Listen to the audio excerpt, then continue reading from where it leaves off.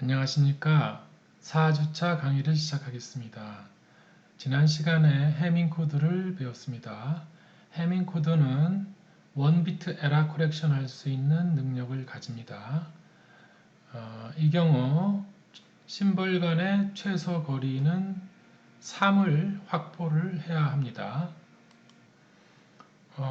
다시 한번 복습을 해보면은 우리가 n비트, 즉 오리지널 비트와 함께 패러티를 붙인 전체 비트 n비트를 전송하는 경우에 전체 가능한 포인트의 개수는 전체 볼륨은 2의 n승이 되겠고 n비트 중에 에러가 나지 않는 경우 하나, 즉 자기 자신 코드와 그로부터 n개 중에서 원비트가 발생하는 경우에 해당하는 포인트의 개수, 즉 n개 중에서 한 개를 뽑아서 그것이 잘못되는 경우죠. 그런 경우 n개 중에서 한 개를 뽑는 경우의 가지수, 즉 1비트 에러가 나서 우연찮게 발생되는 코드에 해당하는 포인트의 개수가 바로 n개 중에 한 개를 뽑는 경우의 가지수, 즉 1비트 에러 나는 경우가 되겠습니다. 그래서 에러가 나지 않는 경우와 1비트 에러 나는 경우, 이렇게 해서 volume of a sphere가 되겠죠. n개 중에서 한 개를 뽑는 경우에는 지난 시간에 우리가 살펴본 바와 같이 n가지가 나오죠. 1 플러스 n이 됩니다. 그것이 최소 우리가 보내려고 하는 오리지널 k비트에 해당하는 심볼의 개수를 확보를 해야 되겠다. 즉 k비트에 해당하는 가지수는 심볼의 가지수는 최소한 2의 k 승 스테이트를 서로 구분을 해야 되겠습니다. 가령 이것이 이제 1비트 에러 커렉션 할 수 있는 상황이 되겠고, 만약에 2비트 에러 커렉션 할 수 있으려면 최소한 우리가 volume of sphere는 여기에다가 n개 중에서 2개를 뽑는 경우의 가지수까지 포함이 돼야 되겠죠. 분모에 이것이 더 추가가 돼야 되겠습니다. 그러면은 2비트 에러 커렉션 할 수 있는 그런 능력이 생기겠죠. 대신 보낼 수 있는 오리지널 비트 수는 작아지겠습니다.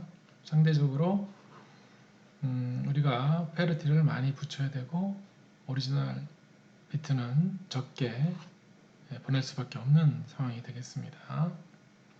이런 식으로 우리가 그 능력을 또는 에러 커렉션 할 수 있는 능력을 키울 수가 있지만은 상대적으로 보낼 수 있는 오리지널 비트 수는 작아지게 되겠습니다. 우리가 지난 시간에 살펴본 바와 같이 최소 미니멈 심벌 디스턴스가 3이 되는 경우에는 싱글 에러 커렉션 할 수 있거나 더블 에러 디텍션 할 수 있다, 이런 얘기를 했습니다. 이것의 구체적인 구현 방법은 우리가 지난 시간에 살펴본 바와 같이 미니멈 디스턴스가 3인 경우 싱글 에러 커렉션 할 수 있는 경우, 즉 해밍 코드를 살펴보았고, 오늘은 우리가 이것을 이용을 해서 해밍 코드에다가 원비트 패러티를 추가를 해서 원비트 에러 플러스 더블 에러 디텍션까지 할 수 있는 그런 하나의 간단한 이그젬플을 한번 구현할 수 있는 방법을 한번 생각을 해보겠습니다. 즉 우리가 기존에 있는 해밍 코드를 이용을 하고 그 다음에 거기다 새로운 패러티를 또 추가를 하나 더 한다고 칩시다. 그렇게 되면은 만약에 해밍 코드에서 에러가 발생하지 않았다고 이렇게 표시가 되고, 새로 추가한 패러티로부터 에러가 났다라고 에러가 나지 않으면은 이제 정확하게 보내진 거겠지만 에러가 났다라고 표시가 되면은 그 추가한 페널티에서 지금 0, 1인 경우 추가한 페널티에서 에러가 난 케이스가 되겠죠.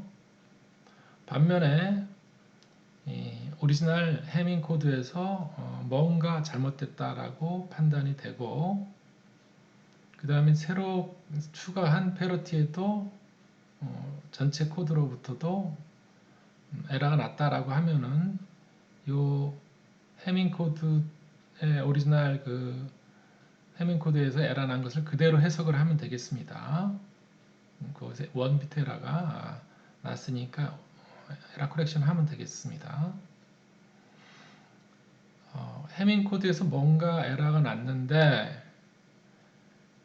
새로 추가한 페널티로부터 검증한 경우 에러가 나지 않은 것으로 판단이 되면은 이 경우가 바로 더블 에러가 난 케이스가 되겠습니다. 그렇지만은 이것은 오리지널 원래의 의미가 아니죠. 즉 해밍 코드에서 뭔가 잘못됐는데 전체적으로 봤을 때 이 페널티 추가한 페널티로 봤을 때는 에러가 나지 않았으니까 하나 이상의 에러가 났고 즉 최소 두 개의 에러가 났다라는 것은 알 수가 있겠습니다.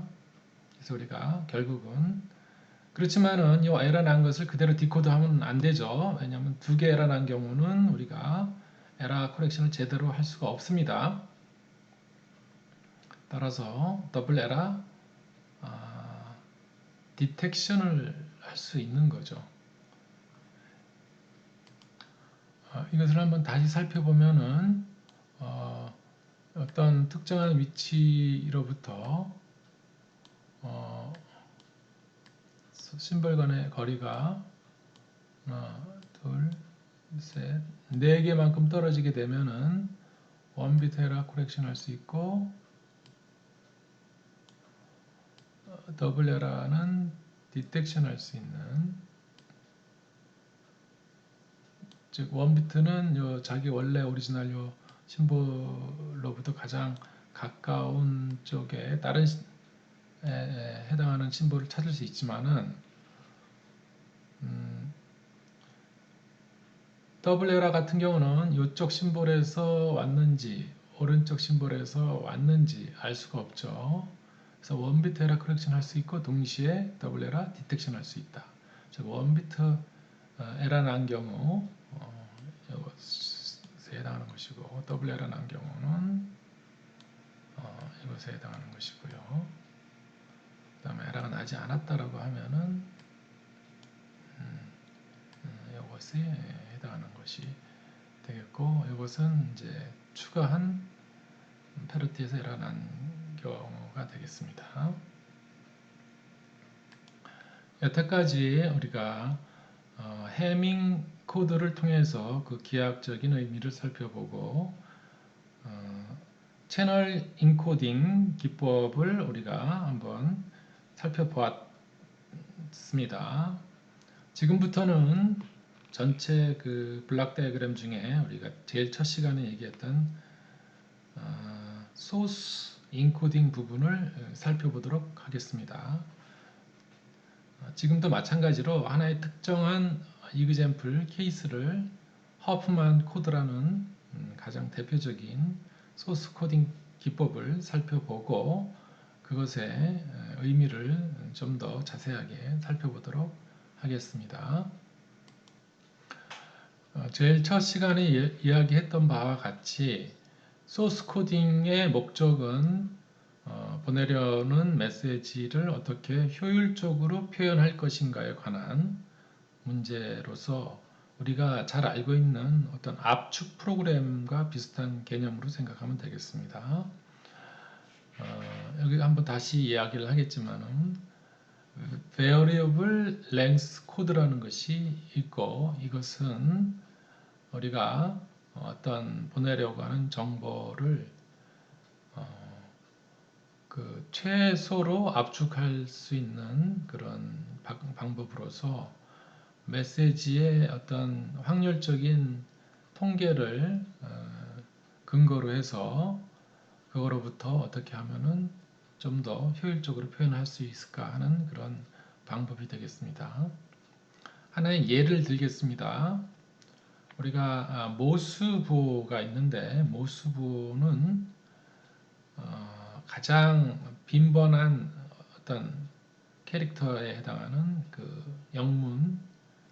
영문자 E가 있죠. A, B, C, D, E. E는 우리가 영문 신문을 보던 어떤 책을 보던 E라는 캐릭터, 이 레터 E는 상당히 많이 쓰인다라고 볼 수 있습니다. 따라서 이 영문자 E를 어떻게 하면은 가장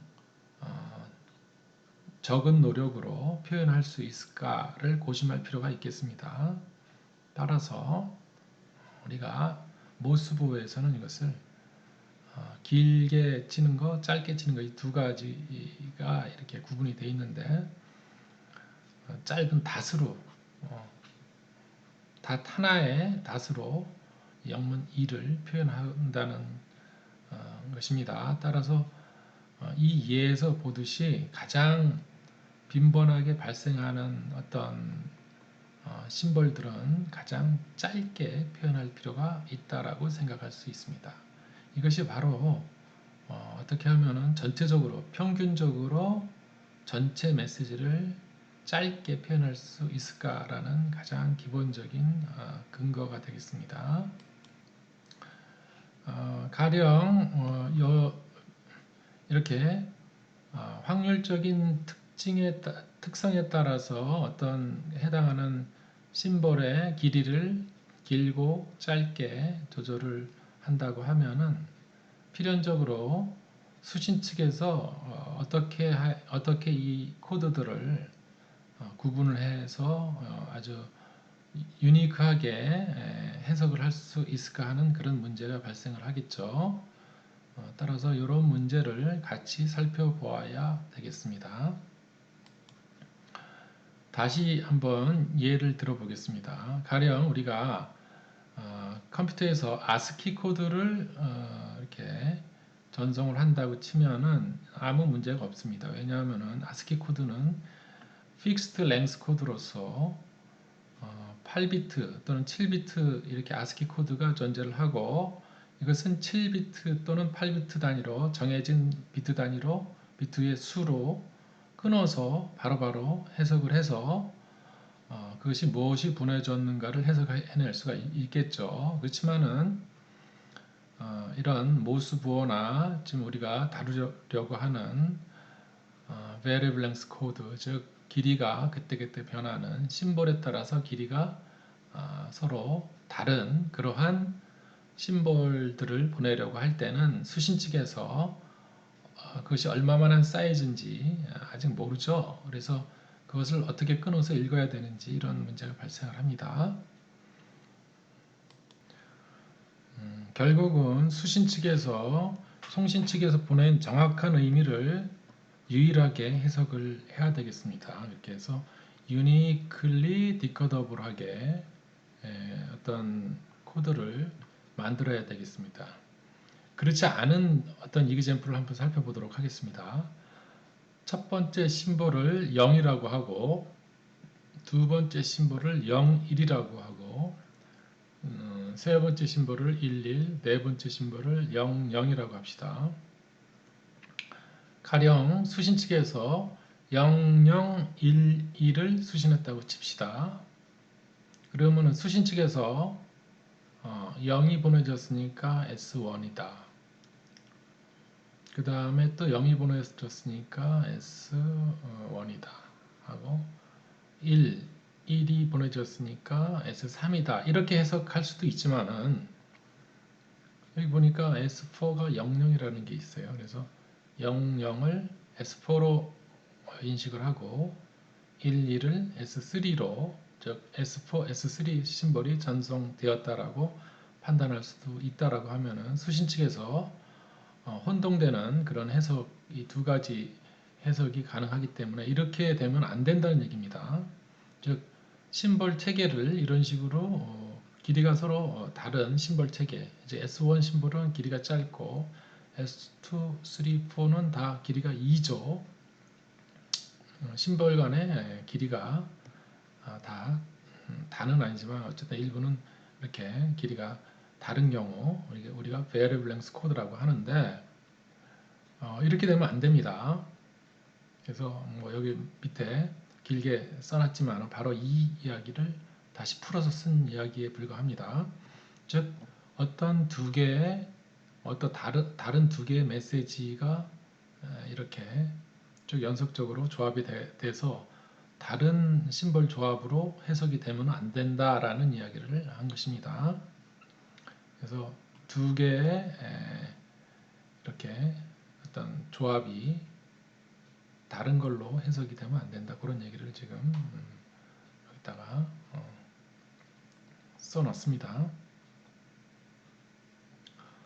그러면은 이런 그 상황이 발생하지 않도록, 즉 수신 측에서 정확하게 보내진 의미하고 동일하게 해석할 수 있도록 하기 위해서는 어떻게 해야 되느냐, 그런 문제를 우리가 살펴보도록 하겠습니다. 지금 이제 요 instantaneous code라는 거, 요것은 이제 uniquely decodable한 케이스가 되는데, 결론적으로 얘기했을 때 uniquely decodable 하지만은 또 instantaneous 하지 않은 케이스가 있습니다. 그래서 한번 요 경우를 먼저 살펴보도록 하겠습니다. 방금 이야기한 instantaneous 하냐 그렇지 않느냐, 요 얘기는 부차적인 문제이긴 하지만 약간의 메모리가 필요하느냐 그렇지 않느냐, 이런 이야기로서 바로바로 해석할 수 있으면 instantaneous code고, 바로바로 해석할 수 없고 조금 더 수신을 한 후에 판정할 수 있다라고 하면 instantaneous code가 아니다. 이제 이 정도의 차이가 있습니다. 예를 들어서 여기 이제 보면은 uniquely decodable 하지만은 instantaneous 하지 않은 케이스를 한번 살펴보면은 S1이 0이고 S2가 01이고 S3가 011이고 S4가 111이다 라고 했을 때, 가령 수신된 코드가 0, 0, 0, 1, 0, 1, 1, 이렇다 하고 칩시다. 그러면은 일단은 수신 측에서 0이 들어오면은 여기 S1이 0이니까 S1으로 해석할 수도 있지만은 아직 하나를 더 받아봐야지. 0, 1이면은 가령 이 뒤에 더 받았을 때 이게 만약에 1이라고 하면은 0, 1이라고 우리가 해석할 수도 있고, 또 111 여러 가지 이제 혼동되는 그런 이제 상황이 발생을 합니다. 좀 더 받아봐야지 알 수 있습니다. 그래서 이제 이렇게 예를 들어서 요 이제 0을 받은 후에 S1으로 해석할지 말지를 바로 결정할 수 있는 게 아니고 다음 걸 한번 더 받아봅니다. 그러면 0, 1이 나왔죠. 0, 1이 나왔지만은 또 여기도 보면 0, 1 다음에 또 1이 나오면은 그것이 S3 코드에 해당하는 것이기 때문에 더 받아봐야지, 뒤로 더 받아봐야만이 이것을 끊어야 될지 말아야 될지를 알 수 있는 그런 상황입니다. 그래서 이것이 인스테니어스 하지 않은 그런 케이스가 되겠습니다. 요거는 이런 현상이 발생하는 이유는 가령 S2라는 어떤 심볼이 앞에 S1 심볼이 프리픽스로 이렇게 들어가게 되면은 이런 현상이 발생을 합니다. 그렇지만은 따져보면 알겠지만은 uniquely decodable 하긴 합니다. 즉 심볼 간의 길이가 서로 다른 이런 variable length 코드에서 지금 같은 경우 유니클리 디코더블을 하긴 하지만은 우리가 바로바로 해석할 수 없고 어떤 I 번째 심볼이 진행이 되면은 수신을 하게 되면은 수신한 다음에 또 심볼을 받아봐야만이 현재 심볼을 바로 해석할 수 있을지 없을지를 판단하는 이러한 좀 딜레이가 발생을 하게 됩니다. 이런 것은 바람직하지 않은 어떤 현상입니다. 따라서 어떻게 하면은 조금 더 인스테니어스 하면서 유니클리 디코더블하게 코드를 작성할 수 있을까를 한번 생각을 해보게 되면은 가령 다음과 같은 케이스를 한번 살펴보도록 하겠습니다.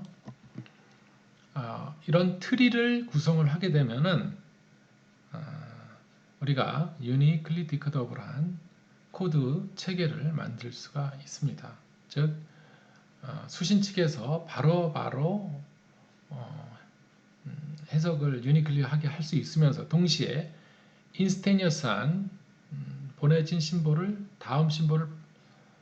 다음 어떤 시그널을 수신하고 나서야 판단하는 그런 코드가 아니고 다음 수신하는 것과 상관없이 내가 fixed length 코드가 아님에도 불구하고 variable length 코드에서 길이가 서로 다름에도 불구하고 내가 바로바로 구분해낼 수 있는 수신 측에서 해석이 가능한 그런 코드를 구성하는 방법이 되겠습니다.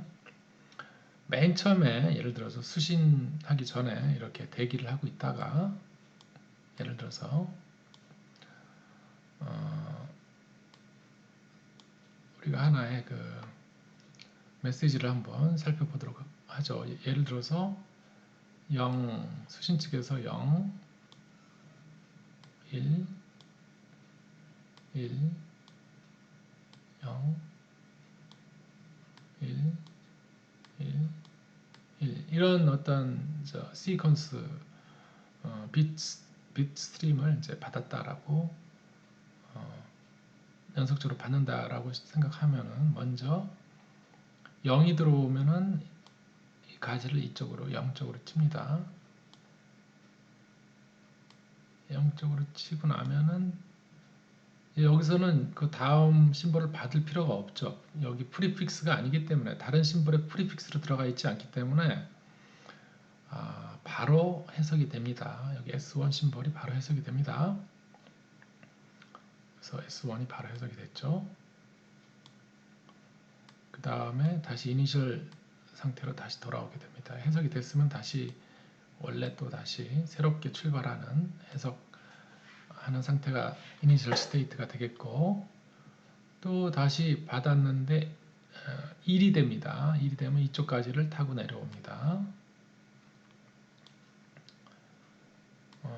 근데 아직 어떤 최종 가지 그러니까 트리에서의 리프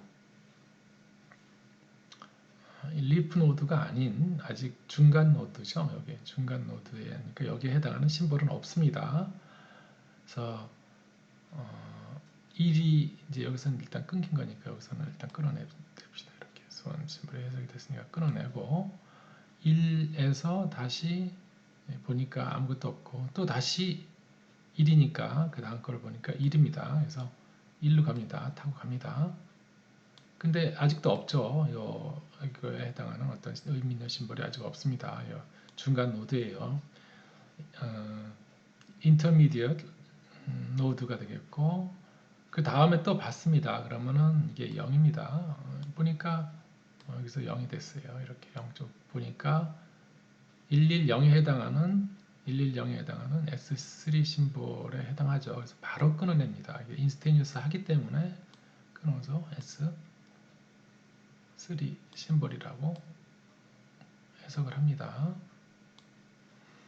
그 다음에 마찬가지로 1, S4가 되겠죠. 그래서 바로 끊어내는 이런 방법으로 S4 심볼 이렇게 해서 다음 거를 받지 않고도 가지 끝에 의미 있는 심볼을 만나게 되면은 바로 해석을 할 수 있는 인스테니어스한 그러면서 당연히 uniquely decodable 하면서 동시에 instantaneous한 코드는 이렇게 트리를 구성을 하고 트리의 가지 끝에다가 의미 있는 심볼들을 배치를 하는 방법으로 우리가 서로 길이가 다른 이러한 variable length 코드 체계를 만들어낼 수가 있습니다.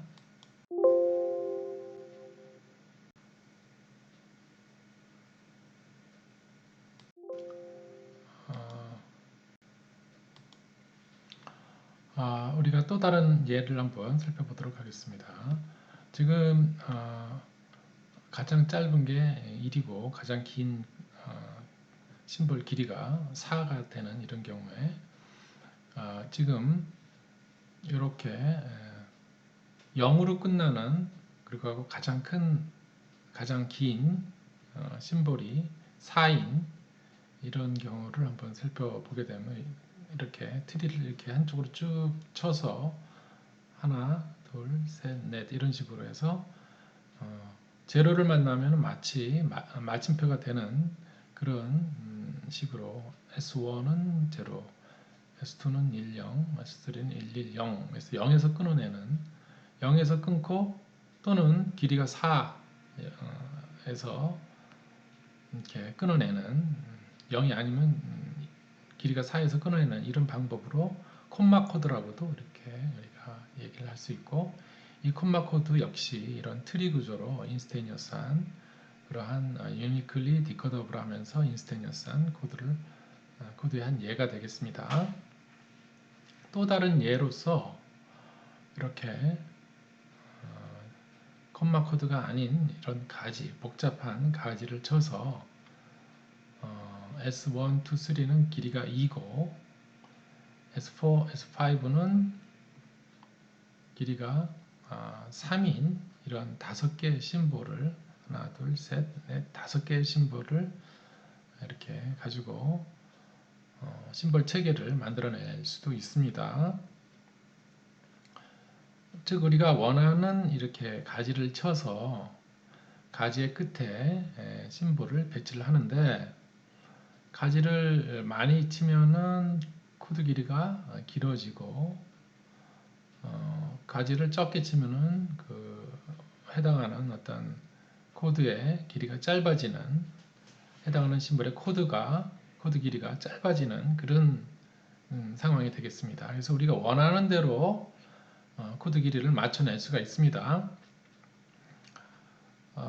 그래서 우리가 가령 S1이나 S2, S3 심볼은 빈도가 높고 S4나 S5는 빈도가 낮은 심볼에 이렇게 대응을 시키게 되면은 조금 더 효율적으로 이렇게 평균적인 전체 메시지를 짧게 표현할 수 있을 것이다 라고 생각해 볼 수 있겠습니다.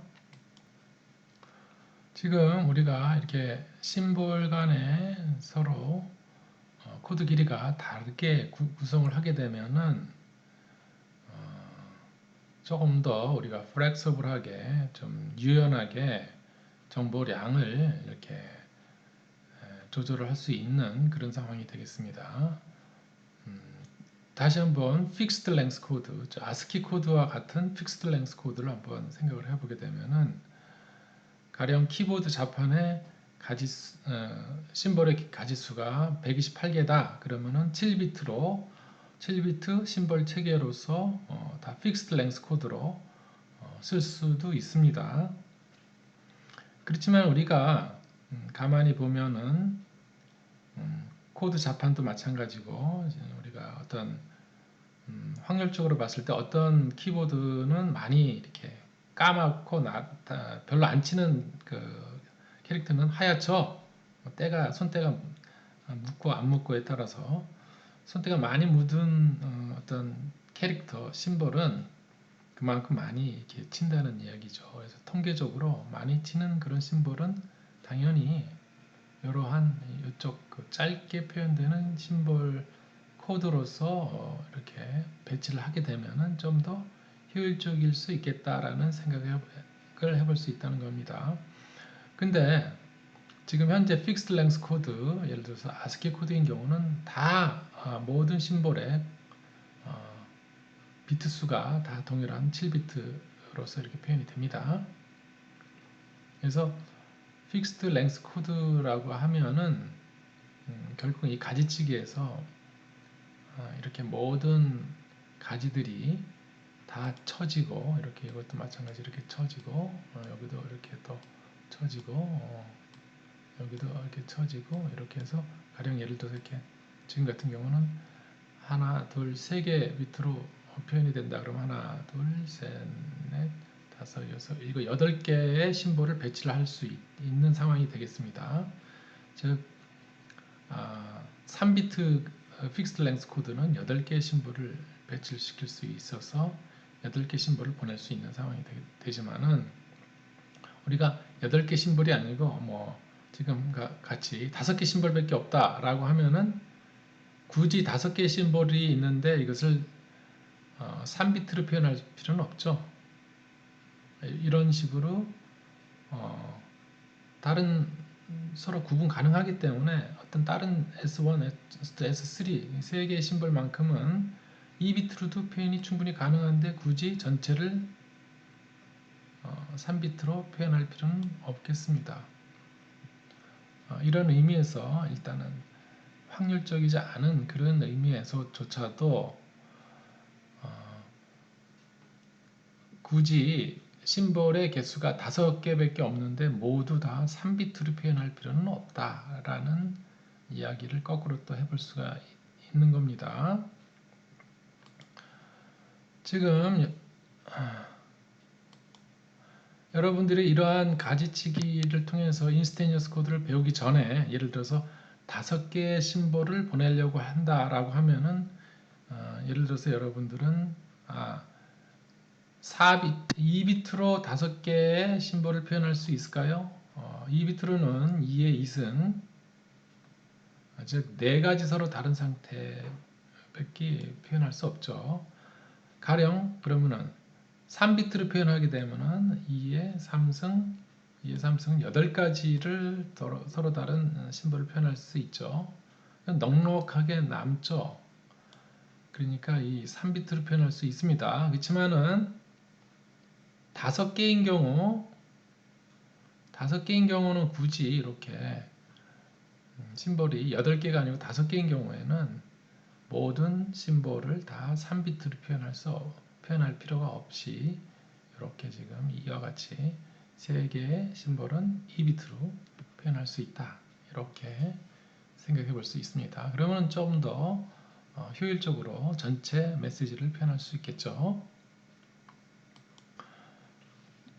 만약에 심볼이 8개면은 이 가지를 다 이렇게 쳐서 8개 심볼을 각각 가지 끝에다가 배치시켜서 전송하면 될 테고, 만약에 심볼이 7개다 그러면 그 중에서 하나는 이렇게 제거를 하고 하나, 둘, 셋, 넷, 다섯, 여섯, 7개를 사용할 수 있지만은 이거는 이제 조금 손해를 봐야죠. 8개를 3비트로 결국은 표현할 수밖에 없습니다. 이것 때문에. 그래서 사용을 하지 않는 이런 노드가 생기는 케이스가 되겠죠. 7개의 심볼을 보내게 되면은 이제 이런 단점이 발생을 하지만은 가령 6개를 보낸다 그러면은 이것도 없애고 이것도 없애고 여기다가 S 심볼을 배치시키고 하나, 둘, 셋, 넷, 다섯, 여섯. 다시 한번 얘기를 하겠습니다. 7개 심볼을 보낼 때는 굳이 가지를 칠 필요가 없겠습니다. 따라서 하나의 심볼은 2비트, 나머지 6개 심볼은 3비트로 해서 보내면은 효율적으로 표현할 수 있겠죠. 물론 다르게 이렇게 한쪽을 좀 가지를 안 치고 다른 쪽을 또 가지를 많이 쳐서 더 길이의 편차가 심하도록 우리가 가지를 칠 수도 있습니다. 지금 한 형태에서 약간의 한번 연습을 해보는 것입니다. 가령 예를 들어서 6개의 심볼만을 보낸다라고 하면은 요 가지도 칠 필요가 없죠. 결국은 이 가지들을 칠 필요가 없고 이렇게 되면은 지금 요 심볼과 요 심볼 하나, 둘, 셋, 넷, 다섯, 6개의 심볼을 이렇게 우리가 확보를 해서 보낼 수가 있습니다. 이런 식으로 트리 구조를 이용을 하게 되면은 우리가 조금 더 눈으로 보기 쉽겠죠. 가령 예를 들어서 이렇게 가지를 쳐놓고 한쪽을 가지를 예를 들어서 이렇게 가지를 굳이 쳐놓고 다른 쪽은 쓰지 않는 이런 경우는 없애야 되겠습니다. 아까 이야기했던 바와 같이 굳이 하나를 쳐서 가지 심볼 하나 배치시키고 가지를 한쪽만 쳐서 그 나머지 쪽을 사용하지 않는 것보다는 이거는 지워버리고 아예 이것도 가지를 치지 않고 이렇게 지워버리고 좀 더 짧게 표현을 하게 되면은 짧게 표현할 수가 있습니다. 이것도 한번 기억을 해 놓을 필요가 있습니다. 잠깐 이야기했지만은 어디를 가지를 치고 어디를 가지를 안 치고 이 형태의 변화, 이 전체 트리 구조의 형태 변화를 어떻게 할 것인가를 우리가 임의로 조절을 할 수 있는데 이 조절할 수 있는 것을 어떤 과학적인 근거에 의해서 가지를 칠까 말까를 결정하겠다는 겁니다. 그것이 바로 우리가 허프만 코드에서 어떻게 효율적으로 가지를 쳐서 통계적으로 빈번한 심볼의 코드 길이는 짧게 만들고 빈번하지 않은 그런 심볼의 이 코드 길이는 길게 이렇게 배치를 해서 전체적으로 평균적으로 가장 짧은 메시지 표현 방법을 찾아내는 것이 바로 허프만 코드라고 이야기할 수 있습니다. 이것은 우리가 많이 접한 파일 압축 프로그램의 가장 기본적인 원리라고 이야기할 수 있습니다. 우리가 에너지 보존의 법칙이 있죠. 에너지 보존의 법칙은 손상이 되면 안 되겠습니다. 지금 이 어떤 코드를 어떤 심볼 체계를 만들 때 우리가 욕심을 내서 어떤 심볼을 욕심을 내서 좀 더 짧게 표현하려고 하다 보면은 그렇게 해서는 안 될 그런 선이 있습니다. 그래서 그 기준을 우리가 한번 체크해 볼 수 있는 것이 바로 이 크래프트 부등식이라고 합니다. 그래서 이 크래프트 부등식에 대해서 잠깐 살펴보도록 하겠습니다. 가령 트리를 구성을 하고 이 트리에 따라서 이렇게 가지 끝에다가 심볼들을 배치를 시키는 방법으로 어떤 트리를 구성을 하고 그 심볼들의 코드 길이를 이렇게 따져보게 되면은 이런 코드 길이를 만족시키는 어떤 심볼 체계는 존재를 하는 것이죠. 근데 가령 예를 들어서 내가 코드 길이가 심볼 4개가 있는데 코드 길이를 1, 2, 2, 3 이렇게 내가 임의로 이렇게 코드 길이를 심볼 4개가 있는데 코드 길이를 1, 2, 2, 3이 되도록 만들려고 하면은 어떻게 되나 한번 볼까요? 여기에 해당하는 트리를 만들어 볼 수 있을까 한번 따져 봅시다. 그러면 1, 2니까 이렇게 해서 가지를 하나를 여기서 쳐서 이렇게 가지를 쳐요.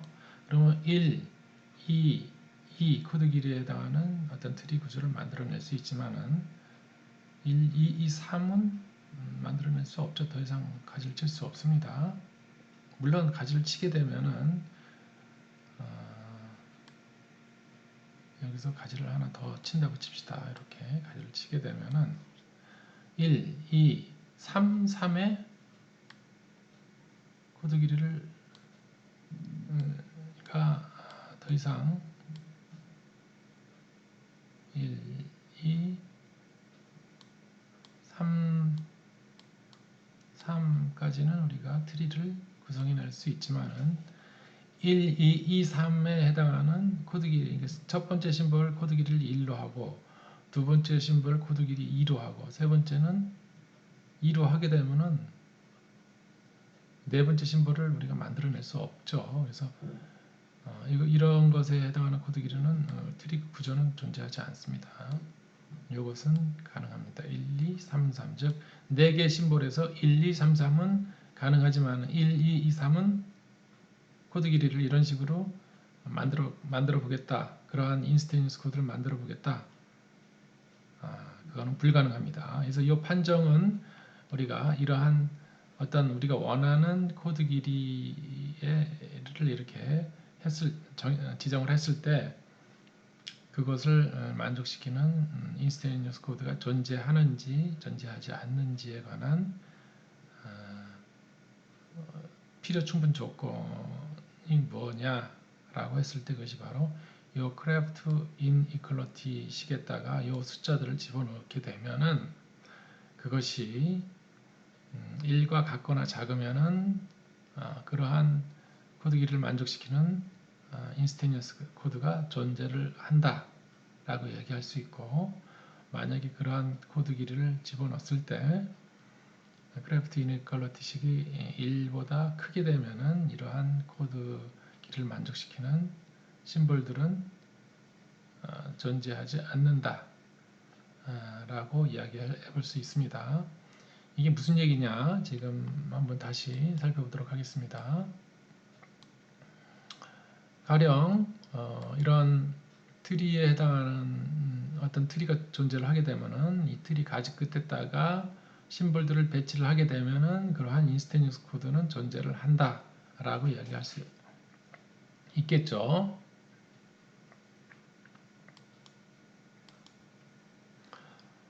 여기서 우리가 한번 어떤 수도관으로 생각을 해봅시다. 여기에 공급되는 물의 양의 1이 있다라고 칩시다. 그래서 이 물이 이 가지치기를 할 때마다 2분의 1씩 줄어든다라고 생각을 해봅시다. 그래서 이쪽 관을 통해서 나가는 이 값은 2분의 1. 이쪽에 도달한 이 노드, 중간 노드의 물에 들어오는 양이 역시 2분의 1이 되겠죠. 그래서 이제 depth, 이게 트리의 depth, 이 깊이가 길어지면서 하나씩 길어질 때마다 반씩 줄어드는 그런 상황이 되겠습니다. 그래서 일단 가지를 한번 맨 첫 탑 노드에서 루트 노드에서 이렇게 가지를 치게 되면은 1로부터 시작했으니까 반으로 줄죠. 그래서 이게 2의 1승분지 2의 1승분지 1, 즉 2분의 1이 되겠습니다. 여기 1이 생략된 거죠. 여기도 2의 1승분지 1. 그 다음에 이것이 2분의 1이 여기 있는데 2분의 1이 또 가지를 치게 되면은 여기는 어떻게 되냐면은 2의 2승분지 1이 있죠. 그러니까 깊이가 2만큼 들어가게 되면 코드 길이는 하나 더 늘어나고 depth가 하나